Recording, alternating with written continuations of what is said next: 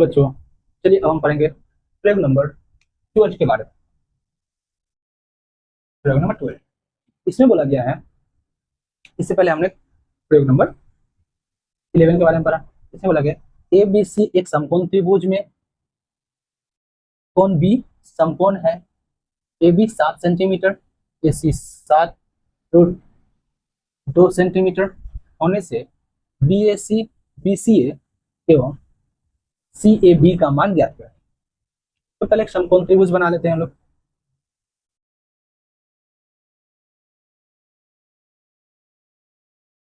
और बराबर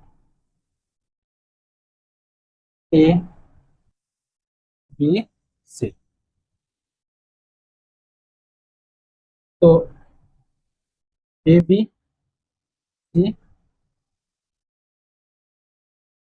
समकोण त्रिभुज है जिसमें एंगल ए बी सी कितना 90 डिग्री यानी समकोण है। फिर ए बी कितना है 7 सेंटीमीटर, 7 सेंटीमीटर। ए सी कितना है 7√2 सेंटीमीटर। तो हमें क्या ज्ञात करना है, एंगल बी सी ए एवं सी ए बी का मान ज्ञात। तो लिखेंगे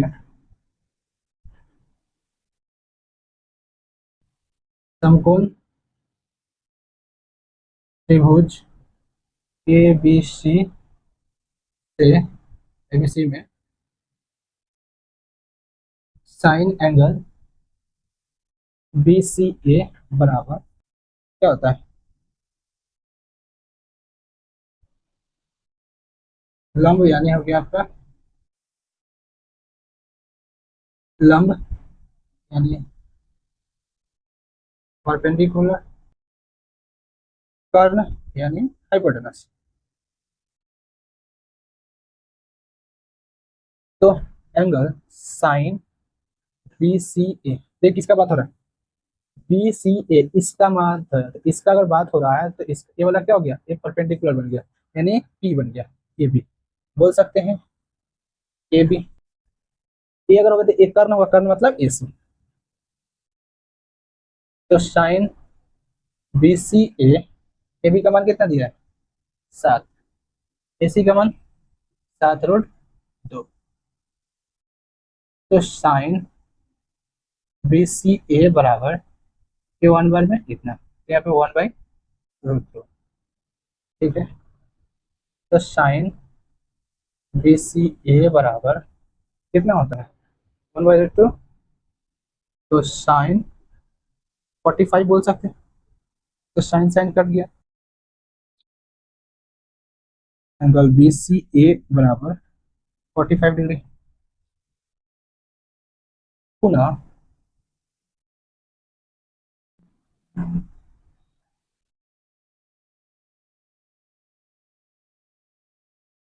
समकोण त्रिभुज,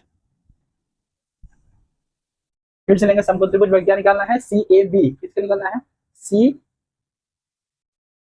सी ए बी यानी इस एंगल को निकालना है। इसको निकालना है तो हम क्या करेंगे, इसको थोड़ा टर्न करेंगे। जैसे इससे पहले वाला एक्सरसाइज हमने पढ़ा, ये टर्न किए, ये नीचे चला आया ऐसे, और एक घुर गया ऐसे, बी हमारा यहीं पर है, ये वाला ए नीचे उतर गया, ये हो गया सी। तो क्या हो गया, ये वाला यहाँ बना, ए का मान ज्ञात करना, ये वाला क्या हो गया परपेंडिकुलर हो गया, यानी बी सी क्या हो गया परपेंडिकुलर। ये क्या हो गया कर्ण हो गया, यानी हो गया हाइपोटेनस।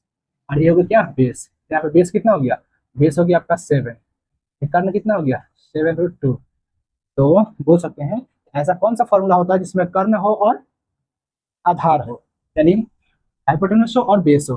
तो P B T Pandit Badri Prasad Hari Hari बोल। तो यहाँ पे क्या कर सकते हैं, कौन कौन सा में है, एच बी है और बी भी है, बी और एच कॉस में है। यहाँ त्रिभुज ए बी सी में cos angle C A B बराबर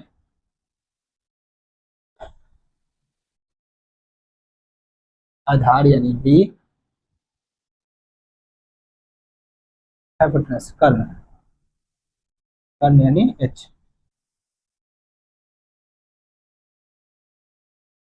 तो अगर मान लेते हैं कॉस, कॉस अगर इसको हम एंगल माने तो ये हो गया क्या, लंब हो गया, और ये क्या हो गया, आधार हो गया। तो आधार यहाँ पे कितना हो गया, आधार हो गया ए बी, यानी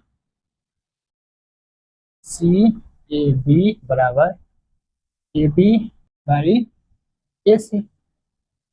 तो कॉस सी ए बी बराबर 7/7 रूट 2।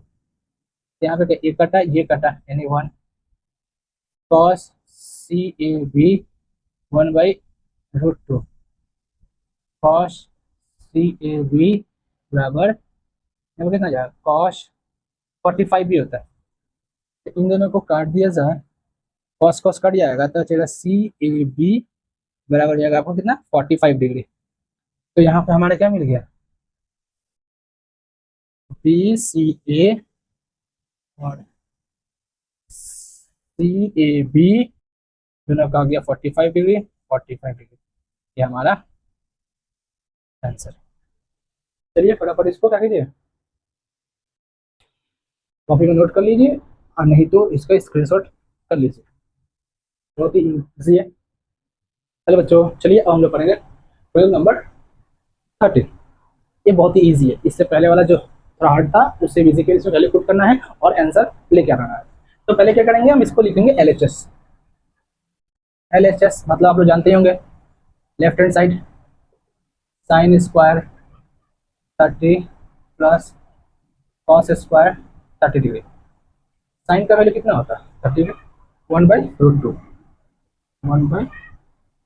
1/2, ठीक है।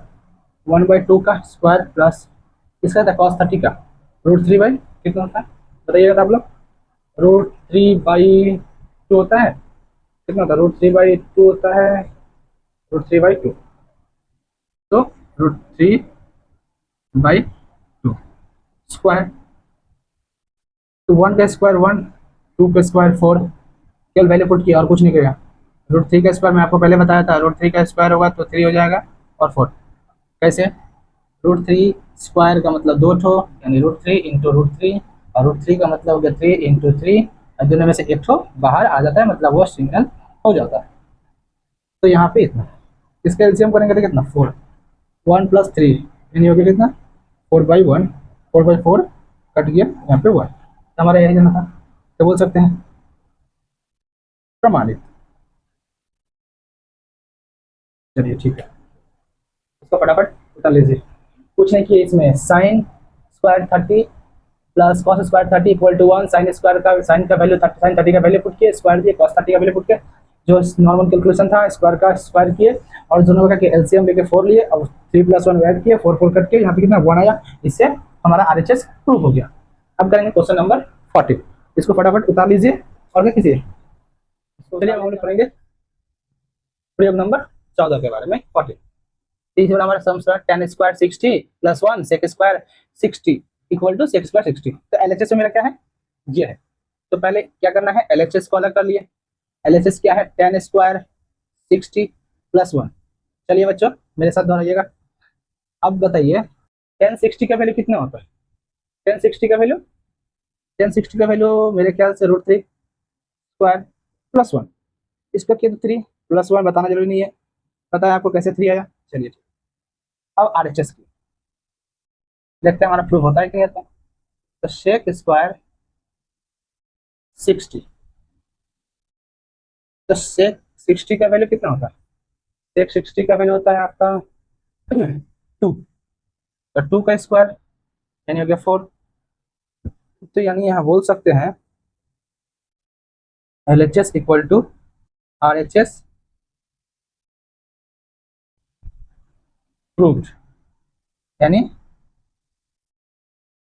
प्रमाणित हुआ। ये 14 हुआ। चलिए इसको कुछ नहीं किया हम लोग, LHS को बांटे हैं, tan 60 का वैल्यू पुट के स्क्वायर दिए, 3 + 1 = 4। sec 60 का वैल्यू कितना होता है, sec 60 का होता है 4 टू का स्क्वायर किया 4 हो गया, 4 किया बराबर नंबर मिल गया, तो LHS और RHS इक्वल हो गया, इसलिए हमने इसको प्रूफ कर लिया। चलिए ठीक है, क्या हुआ 14 नंबर।